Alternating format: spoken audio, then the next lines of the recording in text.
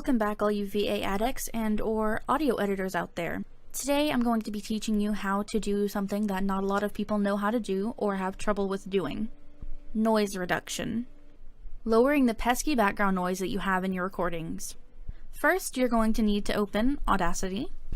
If you have pre-recorded audio that you would like to edit, simply drag it in from a file or press File, Import Audio, and select the file.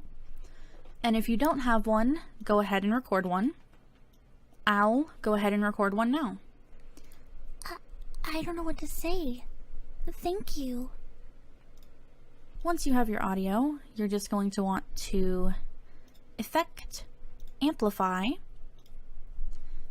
your audio so it's nice and loud.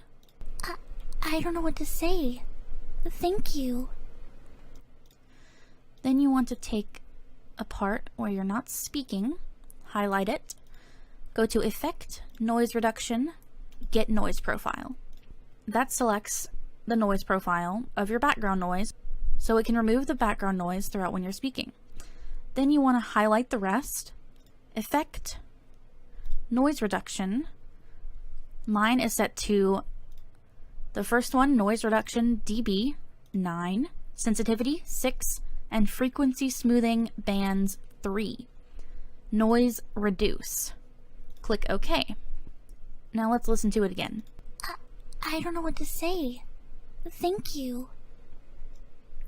Now let's go to Effect, Noise Reduction, and just click OK one more time. And listen to it again. I don't know what to say. Thank you. Let's see what happens if we amplify it. I don't know what to say. Thank you. Let's try reducing one more time. See how it sounds now. I don't know what to say. Thank you. I don't know what to say. Thank you. You notice how it starts to sound kind of weird?